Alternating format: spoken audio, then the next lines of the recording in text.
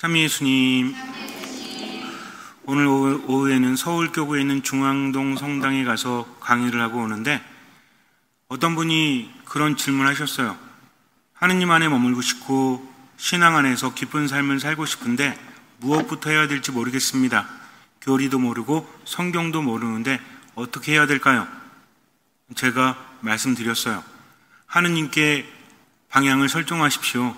하느님을 바라보십시오. 그러면 하느님께서 이끌어 주실 것입니다. 이 말씀을 기억하세요. 너희는 나 없이는 아무것도 할 수 없다 라고 예수님께서 말씀하셨으니까 하느님만 바라보면 그분께서 다 이끌어 주실 겁니다. 그러니 지금 하느님을 향해서 할 수 있는 만큼 보이는 만큼만 하시면 돼요. 나머지는 맡기는 겁니다. 우리가 대단하기 때문이 아니라 하느님께서 우리를 사랑하시기 때문에, 그리고 이끌어 주실 것이기 때문에 지금을 최선을 다해서 살아가는 거죠. 최선을 다할 때 설사 때론 실수를 할 수 있지만 그 실수조차도 하느님께서 기회로 만들어 주신다는 거죠. 그러니 어디로 가야 할지, 어떻게 해야 될지, 여기서 중요한 것은 어디로 가야 될지예요. 그러면 어떻게 해야 될지는 저절로 하느님께서 일러주신다는 거죠.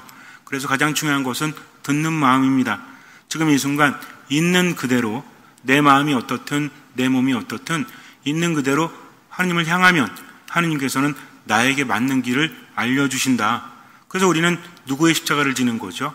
나의 십자가를 지는 겁니다. 십자가라는 것이 때론 너무나 부담스럽기도 하지만 그래도 다행인 것은 예수님의 십자가가 아니라 나의 십자가를 지는 것이기 때문에 어떻게 듣느냐에 따라서 다릅니다. 부정적으로 들으면 십자가를 왜 줘야 돼? 십자가는 힘든데 라고 하지만 우리는 나의 십자가를 지는 거죠. 주님께서는 내가 질 수 있는 만큼만 십자가를 주십니다. 그러니 내 십자가를 진다는 것은 무거운 것이 아니라 내가 할 수 있는 만큼 지고 가면 되는 거죠. 나머지는 주님께 맡기는 겁니다. 그런데 십자가를 지고 앞을 갈 때도 방향성이 있어야 돼요. 그냥 무거운 짐을 지고 살아가는 게 아니라 십자가라는 것은 하느님께 가는 겁니다. 신앙은 하느님 안에 머물면서 하느님께 모든 것을 맡기는 거죠. 하느님은 나를 나보다 더 잘하시고 나를 나보다 더 사랑하시기 때문에 나에게 좋은 것을 주신다라는 믿음 때문에 십자가를 지고 가는 겁니다. 그런데 이 십자가라는 것은 무엇이죠? 단순한 고통이 아니라 십자가는 십자가 위에 예수님께서 계심으로 인해서 바뀌었다는 거죠. 원래 십자가는 형벌 도구였습니다. 가장 잔인하게 사람을 죽이는 도구였다는 거죠. 그런데 예수님께서 그 위에 달리심으로 인해서 십자가는 형벌 도구가 아니라 구원의 도구가 되었다.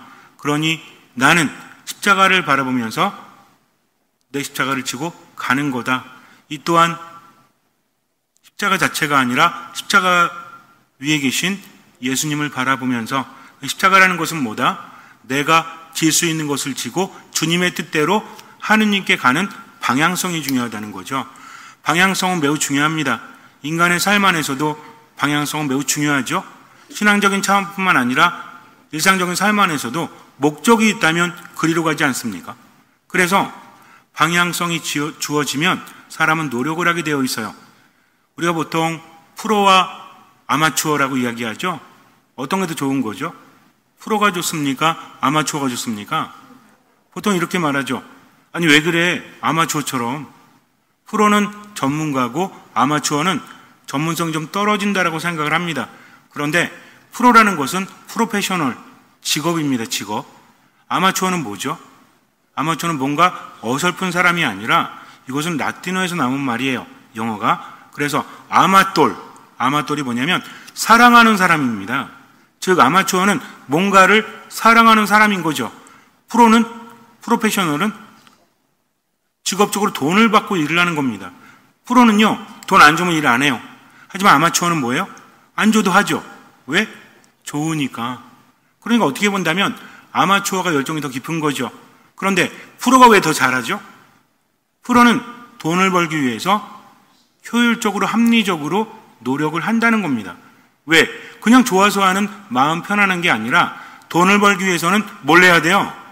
성과를 내야 되잖아요. 그죠? 야구 선수가 아마추어는 좋으니까 뭐 조기 야구회가 없나? 조기 축구회는 들어봤는데 조기 야구회? 축구로 바꾸죠 뭐. 어떤 사람이 축구를 좋아합니다. 그래서 어릴 때부터 축구를 해요. 이 사람은 좋아서 하는 거죠. 느느냐 안 느냐는 그 사람에게 달려있는 겁니다. 근데 축구 선수는요? 뭐가 있어요? 몸값이 있죠? 아마추어가 몸값이 있나요? 몸값이 있다는 건 뭡니까? 즐기면서도 부담스러운 거죠. 그래서 어떻게 해요? 잘 못하면 방출되죠. 잘 못하면 1군에서 2군으로 밀려나기도 하죠. 그러니까 프로페셔널은 잘할 수밖에 없는 시대입니다. 하지만 아마추어는 어때요? 자기가 좋으니까 좋은 만큼 노력을 합니다. 그렇다면 아마추어가 더 잘할까요? 프로가 더 잘할까요? 1단계는 프로가 더 잘합니다. 그런데 프로 중에서도 사랑하는 사람이 있어요. 그냥 돈을 벌기 위해서 축구를 하는 것보다는 축구를 사랑하니까 더 열심히 노력하죠. 남들 10번 할 때 100번 합니다. 남들 100번 할 때 1000번을 하죠. 이 사람은 프로이면서 뭐예요? 아마추어죠. 그러면 아마추어가 더 잘합니까? 프로가 더 잘합니까? 프로인데 아마추어인 사람이 더 잘할 수밖에 없다. 즉 뭔가를 사랑하는 사람. 그래서 보통 프로들은 다 그런 건 아니지만 그만두고 은퇴하잖아요. 그럼 쳐다보기도 싫대. 왜? 너무 힘든 기억만 있으니까. 그러나 프로이면서도 아마추어였던 사람은 어때요? 비록 직업은 그만둔다고 할지라도 꾸준히 그것을 즐기면서 사는 사람. 누가 더 행복합니까? 아마추어가 더 행복해요? 프로가 더 행복해요? 프로이면서 아마추어인 사람. 이 대답을 잘 하셔야죠. 그동안 저랑 함께 살았으면 이제는 단순하게 대답하시면 안 됩니다. 좀 더 깊이 생각을 하고 의미를 부여하는 거죠.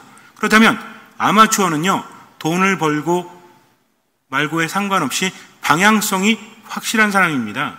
이런 사람은 성장하게 되어 있죠. 몇 년 전에 어떤 사람이 시모님 자전거 어떻게 타는 거예요? 좀 알려주세요 그래요. 그래서 알려드렸죠. 저는 오래 탔으니까. 근데 얼마 전에 봤는데 이분이 저보다 더 잘 타. 왜? 맨날 타니까. 제가 잘 못하는 이유 뭔지 아세요? 마도에 와서 그래. 마도는 탈 데가 없어. 예전에 안양천이라든지 목감천이라든지 아니면 뭐 한강 가까운데 탄천이 이렇게 있었는데 여기 오니까 자전거 타면 어떻게 돼? 옛날에는 자전거 타고 갈 때 풍광이 좋았어요. 예전 본당에서는. 그래서 흐르는 강도 보고 사람들도 보고 지나가는 강아지도 봤는데 여기서 자전거 타면 뭐 보는지 아세요? 사망사고 잦은 곳. 이게 탈 엄두가 안 나는 거죠. 뭐 갈 데도 없고.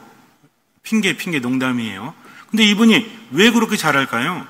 보통 사람들은요, 연구 안 합니다. 그냥 될 대로 타는 거지. 한 30년 지나도 그냥 될 대로 타. 늡니까 안 늡니까? 늘지 않죠. 자전거가 얼마나 어려운 건지 아십니까? 설렁설렁 타는 게 아니에요. 지킬 게 되게 많아요. 자세도 그렇습니다. 그래서 자전거는 피팅을 잘해야 돼. 피팅이 뭔지 아세요? 몸에 맞추는 겁니다. 그러면서 어디를 돌려야 되느냐? 무릎을 돌리면 골반이 움직여요. 선수처럼 타려면 골반을 움직여야 돼. 왜? 오래 효율적으로 타야 되기 때문이죠. 대부분 어떻게 타죠? 발로 타잖아. 그러니까 어떻게 돼요? 발은 옆으로 벌어져 있고 그냥 발에만 힘 잔뜩 주는 거죠. 그러니까 한 20km 타면 어때?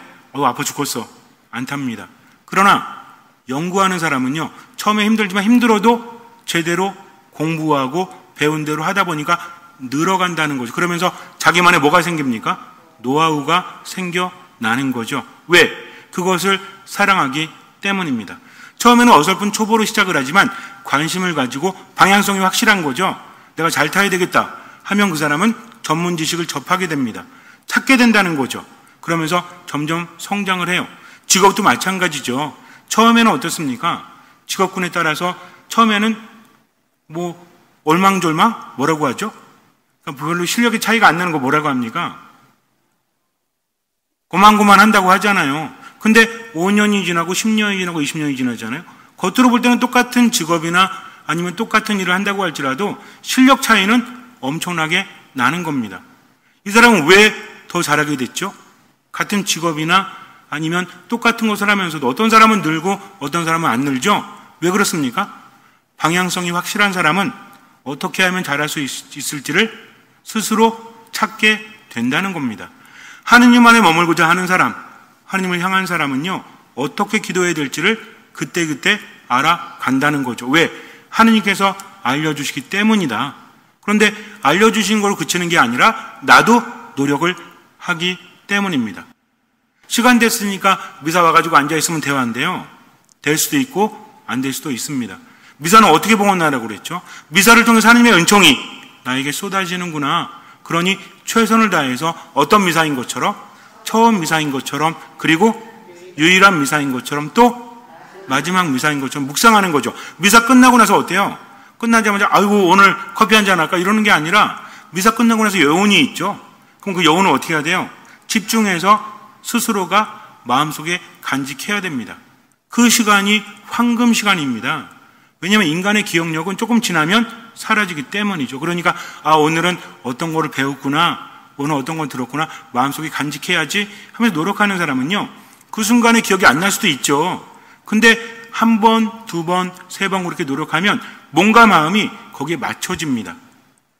아침에 일찍 일어나는 사람들은요, 알람이 울리지 않아도 눈을 뜹니다. 뭔 얘기인지 아시죠? 왜 그래요? 여태까지 그렇게 했기 때문이죠.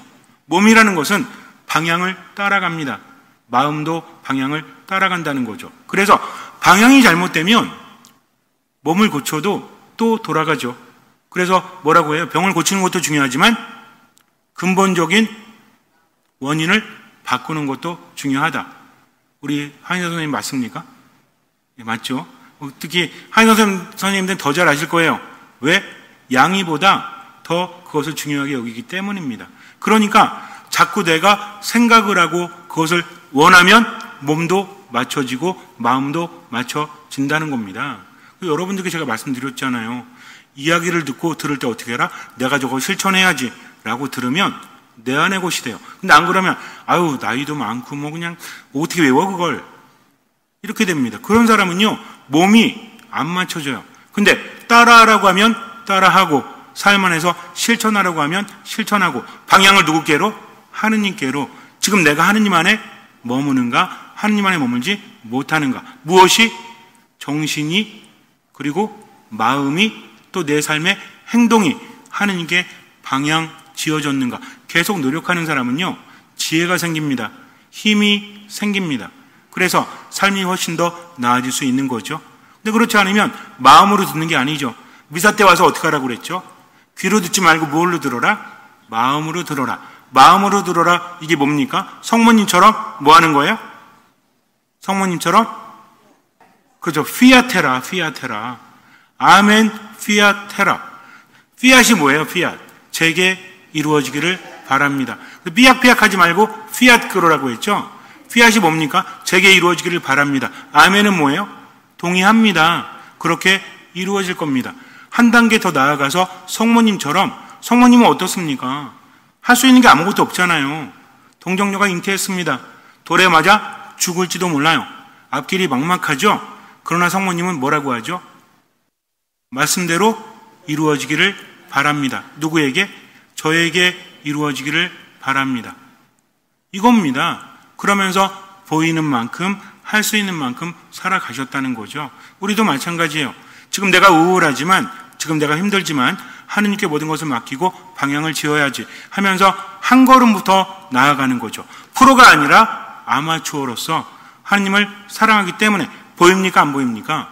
절대로 보입니다. 노력하는 사람은요 찾게 되어 있어요. 세상에는 수많은 정보들이 있어요. 기도도 많은 기도가 있죠. 하느님께 말하니까 어떻게 기도하면 좋을까, 어떤 기도가 있을까 하면 하느님께서 알려주십니다. 그 길을 따라서 가는 거죠. 그러나 중심이 있죠. 기도는 무엇입니까? 하느님과 만나는 거죠. 하느님 안에 머무는 겁니다.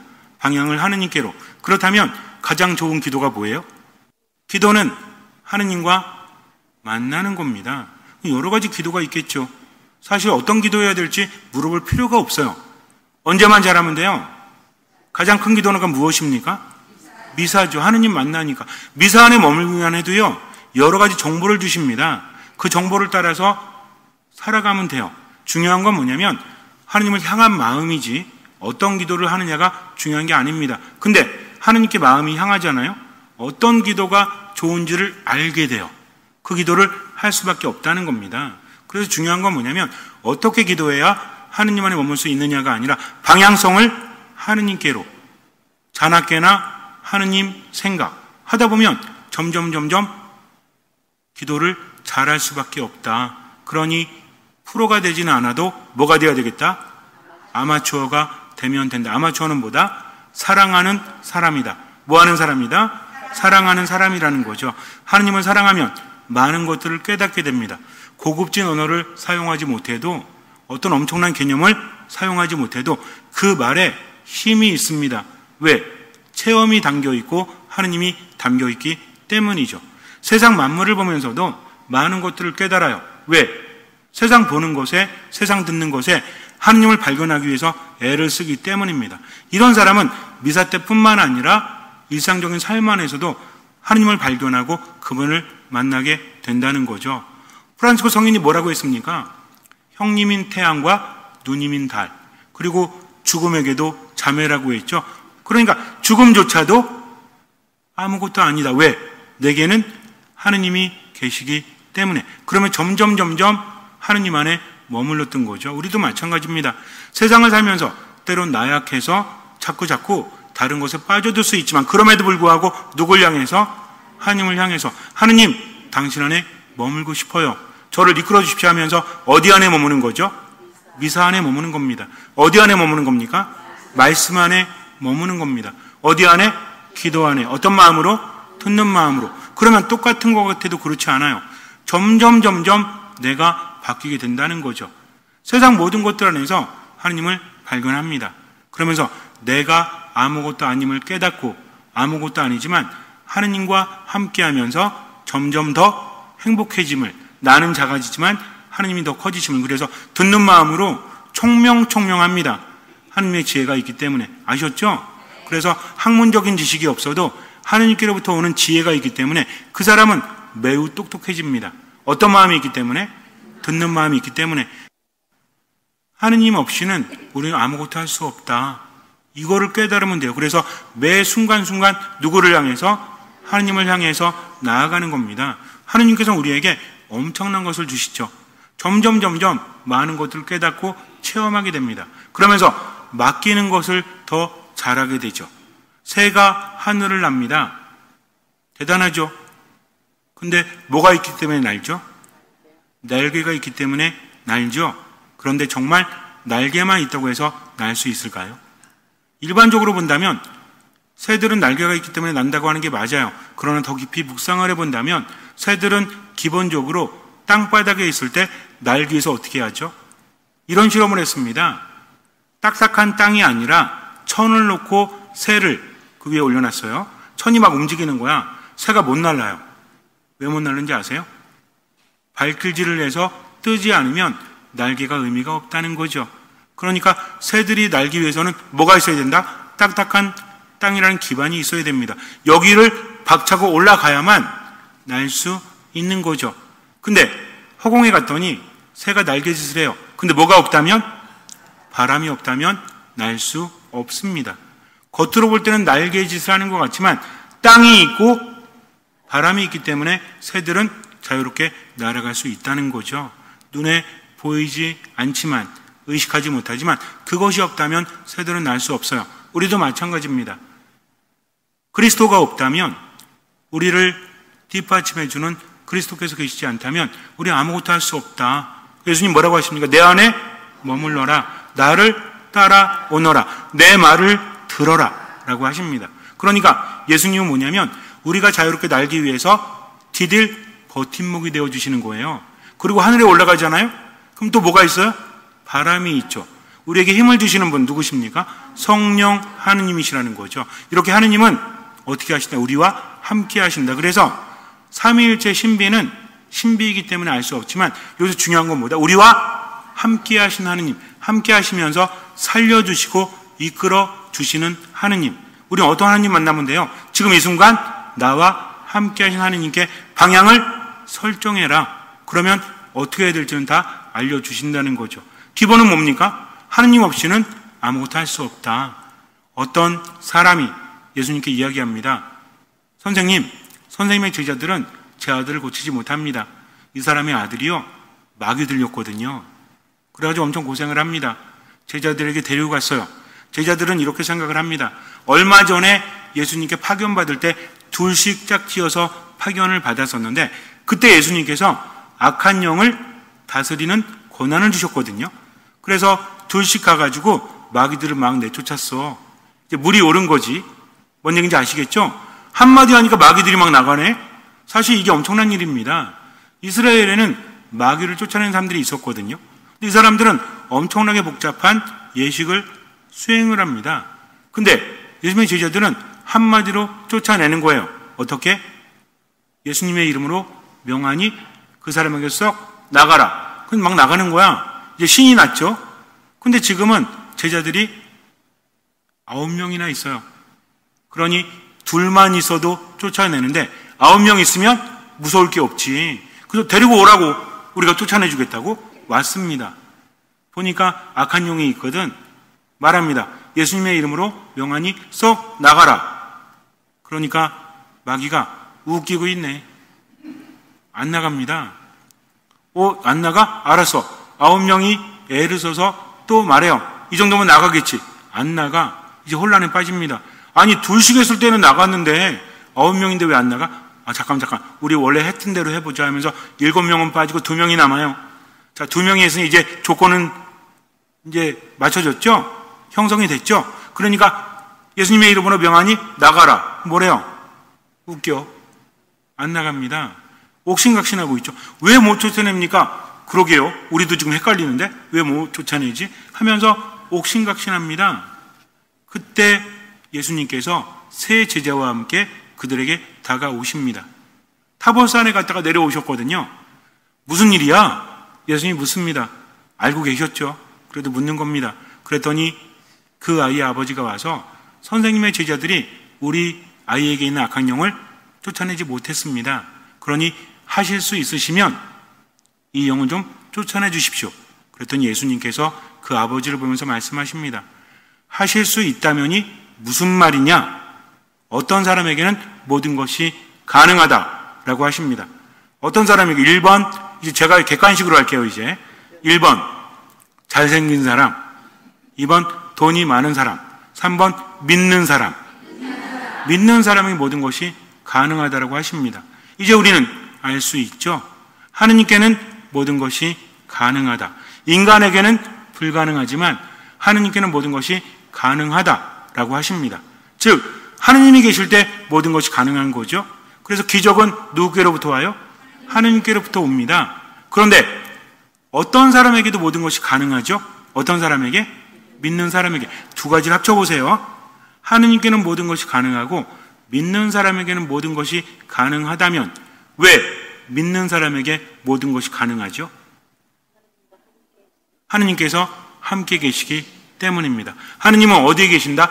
믿음이 있는 곳에 계신다. 믿음은 무엇입니까? 하느님을 신뢰하면서 아멘, 피앗 하면서 움직이는 거죠. 걱정이 되고 염려가 되고 우울해. 여태까지 내 삶이 계속 힘들었어.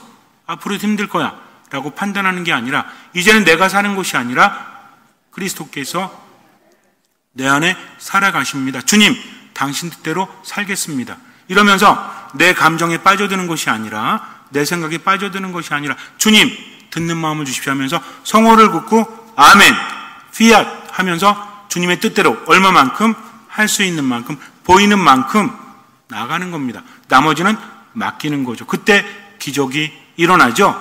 왜? 하느님께서 함께 하시기 때문입니다. 무엇을 보느냐가 중요해요. 삶이 어렵다. 이것만 보는 사람은 믿음이 없는 겁니다. 왜? 그건 나만 보는 거잖아요. 나한테 능력이 없으니까. 그러나 그런 와중에서 누굴 보는 거죠? 삶이 힘들고 괴롭지만 그리스도 우리의 희망이니 주님, 당신께 맡기겠습니다. 제가 뭘 해야 될까요? 라고 하면서 믿음을 실천하는 사람. 이런 사람이 어떤 사람이죠? 믿음이 없는 사람은요, 우울하면 우울한 대로, 화가 나면 화가 나는 대로, 슬퍼지면 슬퍼지는 대로 삽니다. 근데 믿음 있는 사람은 어때요? 화가 나지만 깨달았을 때 내가 화를 내면 안 되잖아. 그때 뭐 하는 거예요? 참는 게 아니라 기도하는 거죠. 왜? 믿는 사람은 뭐 하는 사람이기 때문에? 믿는 사람은 뭐 하는 사람이기 때문에? 물론 기도하죠. 이게 중요한 게 아닙니다. 중요한 게 있다고 그랬죠. 믿는 사람은 뭐 하는 사람입니까? 하느님 안에 머문다. 그건 뭐예요? 하느님 안에 머무면서 뭐 합니까? 내가 할 수 없으니 하느님께 맡기는 거죠. 맡긴다는 건 함께 하니까 맡기지. 그렇지 않습니까? 저 멀리 떨어진 사람들 어떻게 맡길 건데? 맡긴다는 건 뭐예요? 이렇게 길을 가는데 힘들면 나한테 맡겨 짐. 그러면은 어떻게 맡길 수 있는 거죠? 그 사람이 힘들면 나한테 맡겨 그러고 집에 가버려. 어떻게 맡겨? 뭔 얘기입니까? 함께 길을 간다는 거죠. 그러니까 하느님께 모든 것이 가능하고 믿는 사람은 하느님께 맡기기 때문에 모든 것이 가능한 겁니다. 그러면은 맡긴다는 건 뭐죠? 아무거나 다 맡겨? 아니죠. 최선을 다하고 나머지는 맡기는 겁니다. 맡기는 사람의 태도가 어때요? 내가 할 수 없는데 어떤 사람이 해줍니다. 맡기고 난 가만히 있나요? 아니죠. 어떻게 해야 됩니까? 내가 뭘 고치고 있는데 못 고치겠어. 전문가가 와서 공짜로 고쳐준대요. 옆에서 뭐라고 하죠? 커피 한 잔 드릴까요? 어떻게 뭐 좀 도와드릴까요? 적극적으로 하죠. 가만히 팔짱 끼고 고쳐봐. 이러면 고쳐주나요? 여러분들 그럼 고쳐줘요? 안 고쳐주지. 최선을 다하는 마음을 보고 고쳐주지 않습니까? 마찬가지예요. 하느님도 뭘 다할 때? 최선을 다하고 나머지는 맡길 때. 이게 신앙이라는 거죠. 그래서 듣는 마음으로 하느님 안에 머물러야 됩니다. 우리가 날기 위해서는 그리스도가 필요해요. 우리가 날기 위해서는 성령이 필요해요. 그래서 우리에게는 불가능하지만 하느님께는 가능하기 때문에 우리는 뭐합니까? 아멘, 피앗 하는 거죠. 말씀하십시오. 제가 따르겠습니다. 나머지는 맡기겠습니다. 그러면 성경의 말씀이 긍정적으로 와닿는다는 거죠. 예수님 말씀하십니다. 내가 진실로 너희에게 말한다. 부자는 하늘나라에 들어가기가 어려울 것이다. 내가 다시 너희에게 말한다. 부자가 하늘나라에 들어가는 것보다 낙타가 바늘구멍으로 빠져나가는 것이 더 쉽다.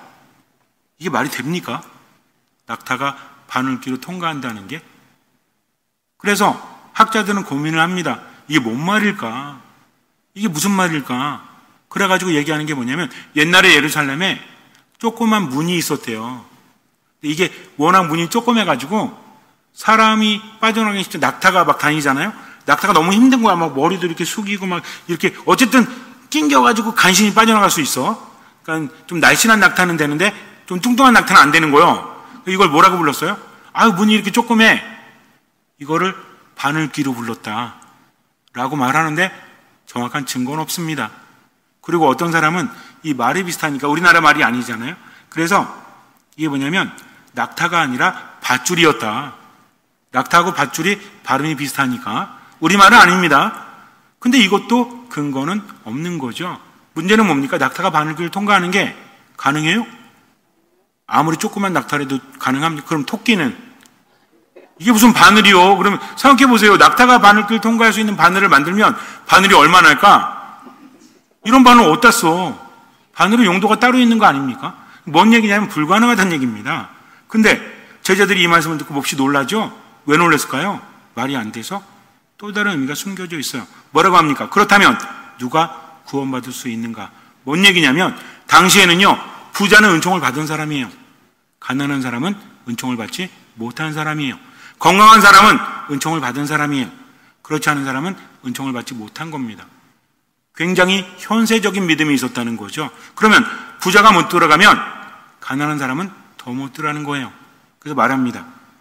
누가 구원받을 수 있는가? 그때 예수님께서 그들을 눈여겨보시죠. 새로운 깨달음을 주시는 겁니다. 사람에게는 그것이 불가능하지만 하느님께는 모든 것이 가능하다. 그러니 어떻게 해라?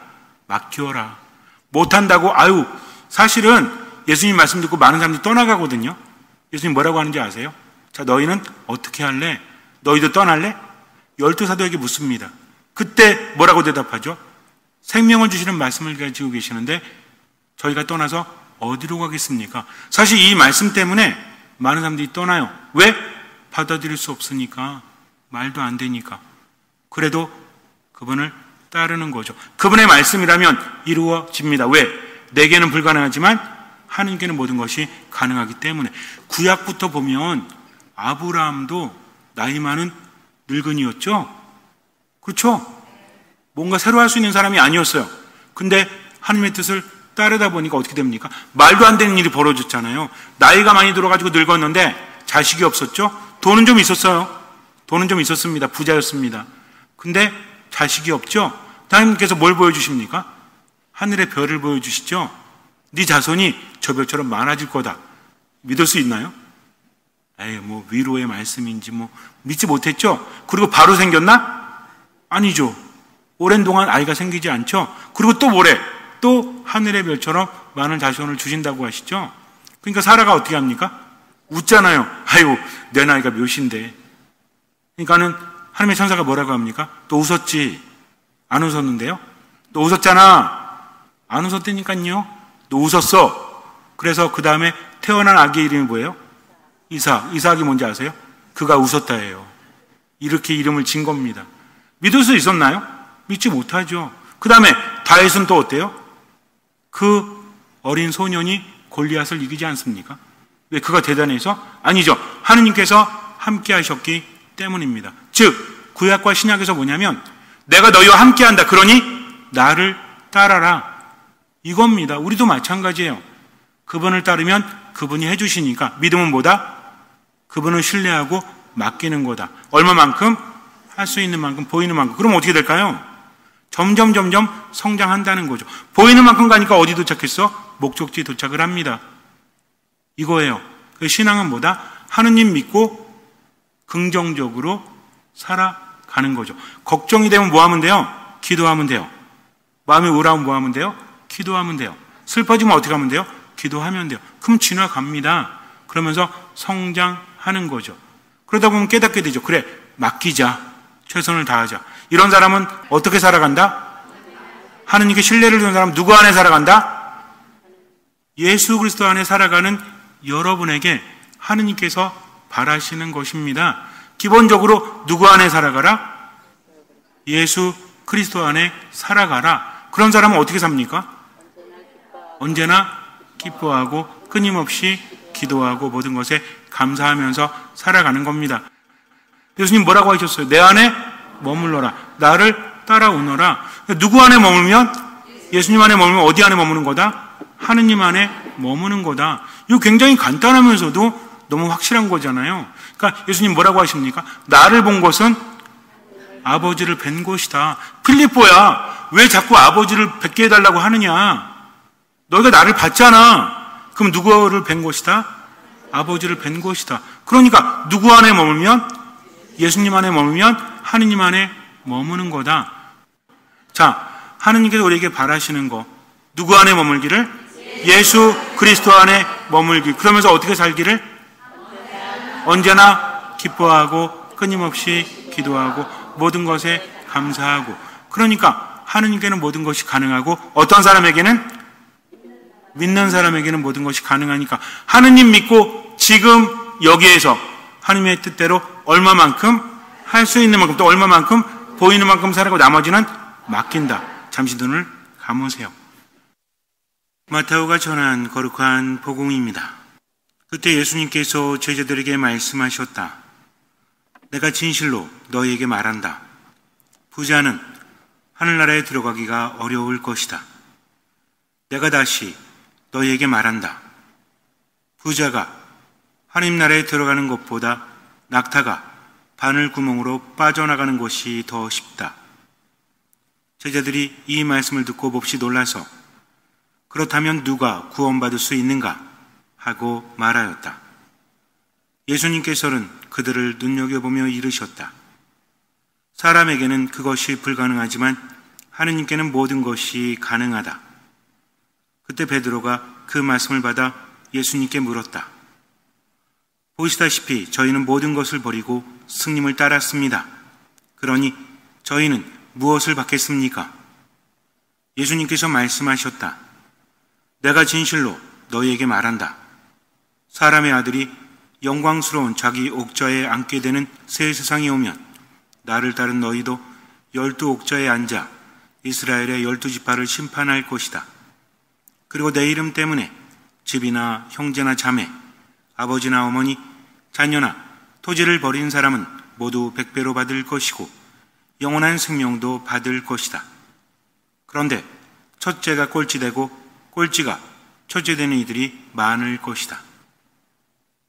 인간에게 불가능합니다. 그러나 하느님께 가능한 거죠. 하느님을 믿으십시오. 지금 예수 그리스도 안에서 살아가십시오.